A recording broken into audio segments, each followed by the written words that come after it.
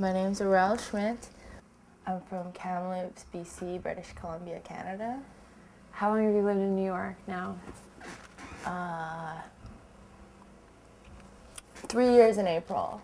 How do you think that the city has affected your work? Yeah, so the work changed with the city, definitely. Like, all of the garbage rat, decay stuff started coming in when I moved here. Everyone's fighting for space. There's no room for emptiness. There's always noise or background noise, you know?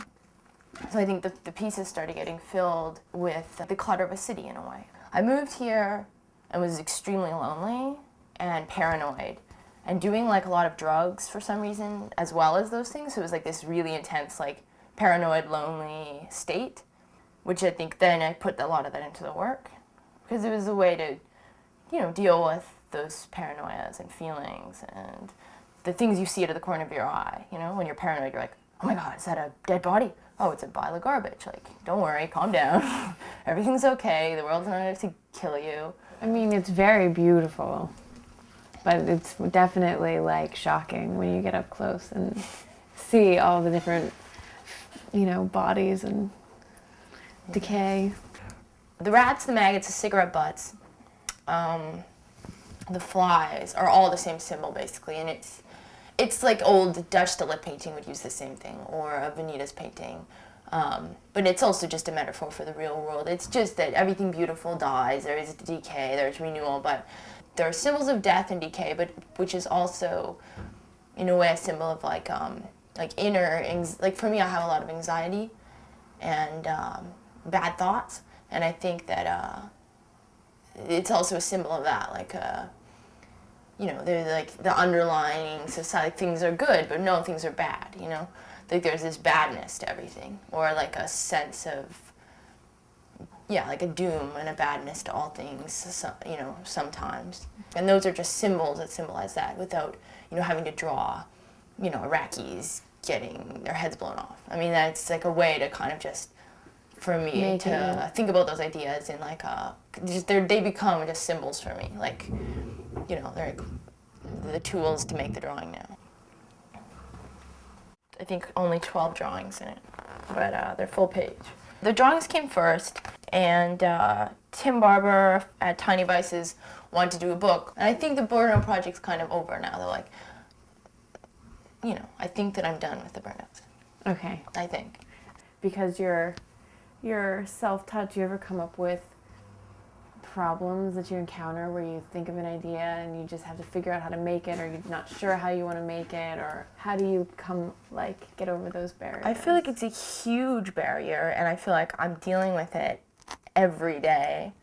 If I looked at like what I would want to be as an artist, I don't want to be a drawer. You know, I don't want to be like a drawer. I want to be an artist. I want to be someone who has ideas and figures out, yeah, how to make the idea of the show. Yeah, I want to make a bunch of things right now. I have no idea how to do it, how to even experiment. I have no idea what medium to use, you know. And like how I'm learning is just going to other people's art shows, like going up to Chelsea and being like, wow, this sculpture is made of bronze and wax, or blah, blah, blah, blah. Okay, like that's materials. Like, I can use those materials maybe. I think most good work I've ever made comes from not knowing what I'm doing, figuring it out, and then the kind of surprises that come from that becoming the real work. I think the new things I'm going to start making, like with sculpture, say, is going to be crazy. Like, it's probably going to be like crying and freaking out and being really happy and like throwing tons of stuff away and figuring it out. But that's fun, you know? What do you think about people collecting the work? Like, your work was bought by some really big collectors, by Saatchi and other people, like, when you first started showing, right? Do you feel like that has influenced your work at all, or?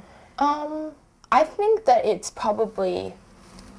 actually a really amazing thing. Those big collectors, they put it into a collection where it will go into other exhibitions. It's for galleries. Those kind of collectors, they don't put it above their couch, which I think is really important for me to think freely. Like, it frees me to make work as gross as I want, as self-revealing as I want. I'm not like, oh, people like buying colors, I should add more colors, or how am I going to pay the rent? I know people love those animal drawings, you know. It's like I can now do whatever I want, and if they do or don't like it, it doesn't matter. I would think that it would kind of make you feel more secure about making the decision to be an artist. I feel like it was less of a decision and more of just something that happened.